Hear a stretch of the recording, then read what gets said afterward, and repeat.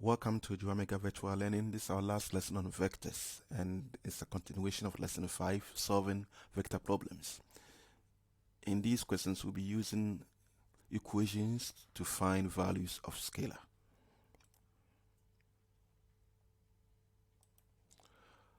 So we have question 3. OAN, OMB, APB are straight lines. AN is equal to 2OA. M is midpoint of OB. Vector OA is A. Vector OB is B. Vector AP is K. Vector AP is equal to K of vector AB, where K is a scalar. Give you that MPN is straight line. Find the value of K. So this is similar to a question we look at in lesson 5. But this time we're going to create expressions, so we might need to learn how to form equation from the coefficients of the vectors. So we need to put in the information on the diagram. OA vector is A, and vector AN is double vector OA, so that is 2A. So we know vector OA must be 3A. The whole vector ON is 3A. Also, we know vector OB is given as B. Now, given that MPN is a straight line, then MN, if MPN is a straight line, then the full length MN is a multiple of MPN or MP. Whichever way you do it, it will still work, but you need to find out the easier way. So I'm going to compare MN with PN. So which means I must know the vector MN and I must know the vector PN. So I start with vector MN. Vector MN is simply vector MO plus vector ON. And vector MO, you're going against the vector B. And M being halfway of OB means it has to be a negative half B. So I have negative half B plus 3A, because ON is going along the right direction. So that is vector MN. Now, I now go back to work out vector BA. Vector BA. The reason for vector BA is this. If I manage to work out vector BA, I will be able to work out vector PN by knowing PA plus AN will give me vector PN. That's why I need to work out vector BA. So vector BA is given by vector BO plus OA. So vector BO is going against the vector B, so it has to be negative B. And that is along that, so that will be a positive A. So negative B plus A.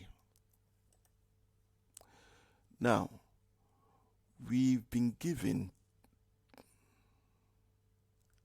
a clue that AP, vector AP is K vector AB, right?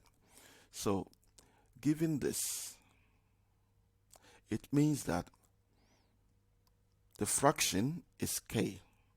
So we are now going to multiply K through the vector BA. This is what we have. So PA will now become negative KB plus KA. So that is the value or the vector for PA. So now I can now work out PN, and PN is vector PA plus AN. And our vector PA is this, and our AN will be 2A. So this is what I have. Then I just have to simplify. What I've done is that vectors, they have components. So here you realize that the components are B and A. So everything that I'm doing must try to keep it in that components B and A. So what I did was to factor out 2 so that we have a component of A. So that factor out A so that we have a component of A and B. So I can see clearly that the B, the coefficient is negative k. Now for the A, the coefficient is k plus 2. Okay. Now we come back to our rule. This is what we got for Pn. This is what we got for Mn. Now, if we go by what the question says, and that MPn is a straight line, then it means that Pn is a multiple of Mn. If we happen to know the values, you could just check and say, oh, k is this or k is that. But here we have k on B and we have k on A as well. So what we need to do is that it means that the ratios of their coefficient should be equal for it to really become a straight line. So we are going to compare their coefficients and set up ratio, meaning negative k over half should equal k plus 2 over 3. That's what I mean by equating coefficients, ratio of coefficients. So we set up this, the negative will cancel out. So if you divide k by a half equals k plus 2 over 3, this is what you have. Cross multiply 3 times k is 3k. Remember, the negatives cancel out. So 3 times k is 3k. And half times k plus 2 is k plus 2 over 2. You can do cross multiply and have 6k equals k plus 2. Then you group the k's by minusing k from both sides. So you're going to have 5k equals 2. Then you divide by 5 and k will be equals to 2 over 5. So this is similar to a question we solved in lesson 5, where we have the outcome to be numbers, so we're able to just spot what is missing. But here we have an expression, therefore you need to learn how to create equation. So k is 2 over 5. Let's look at our final exam style question. So here, pause it and read the question first, so that when I make reference to it, you will understand. Okay, so we need to put the information on. So that is A, and that is B, and that is vectors FC. First, let's work out vector FE. FE is vector FC plus CD plus vector DE, and that simplifies as just 2A.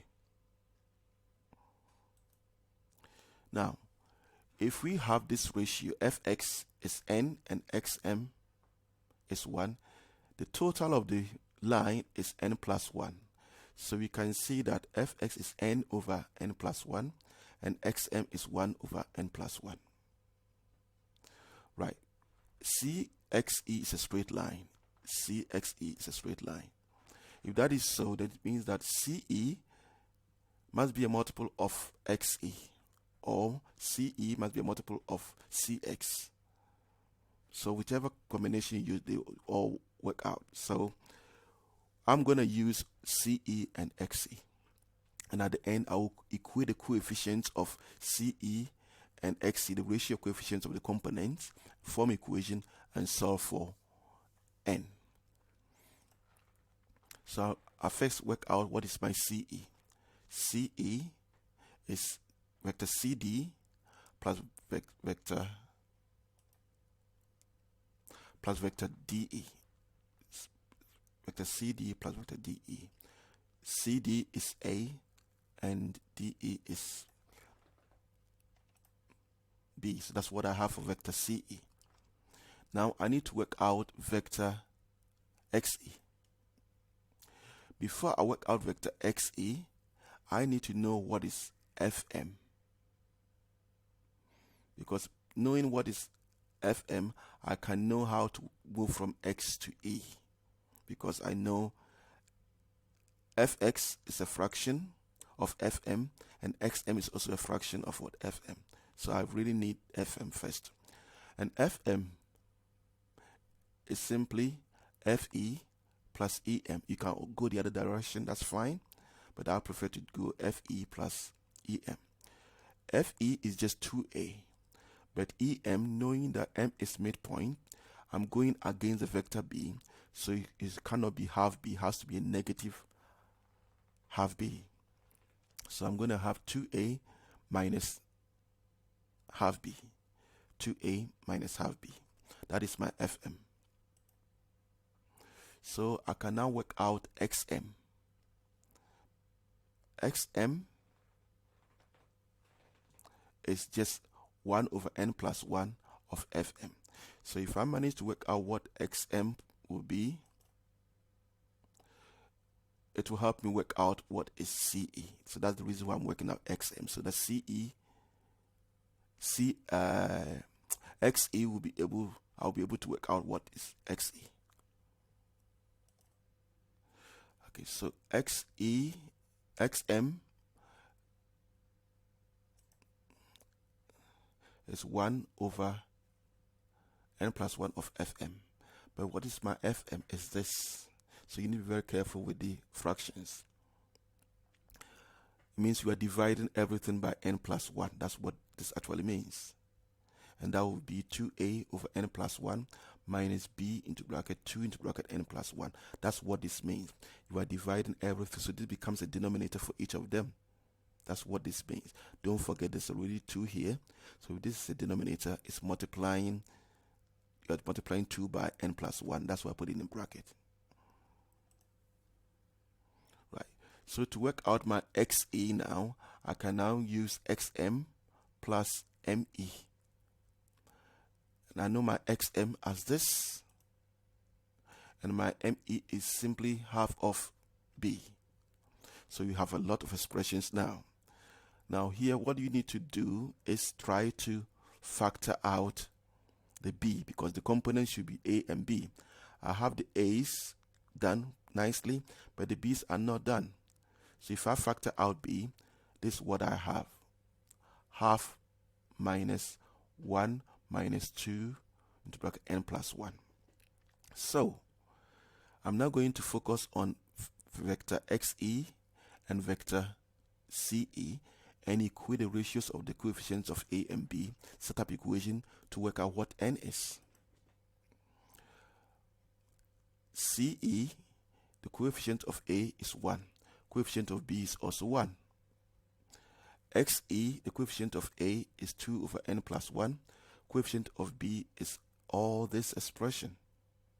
So if you are dividing anything by 1, it's still the same answer anyway. So there's no need dividing it by 1, because at the end you get the same answer. So which means that I'm going to equate the coefficient of A to the coefficient of B. That means that I have 2 over n plus 1, all equals half minus 1 over 2 n into bracket 2 into bracket n plus 1. Now you need to know how to solve this properly. I'm going to multiply through by 2n plus 1, because that's sort of the LCM for all of it. So that's what I have. N plus 1 can cancel out this. So I have only 4 on this side. The 2 can cancel out the 2. So I have only n plus 1. 2 into bracket n plus 1 can cancel itself. So I have 4 equals to n plus 1 minus 1. So that's what all this simplifies to this. And 1 minus 1 is 0. So therefore n is equal to 4. So if you look carefully, what I did in lesson 5, I've done the reverse of it. It's the same question, but in a reverse. So if you check carefully, you can watch lesson 5 and this, I'll call it lesson 5b, and you will see that there's a relationship between the question, but one is full expression going backwards, and one is with just numbers. Thank you very much for watching, and that ends our lessons on vectors. Hope you've enjoyed it. Please share with your friends, and let's make Joamega Virtual Learning a big success. Thank you for watching.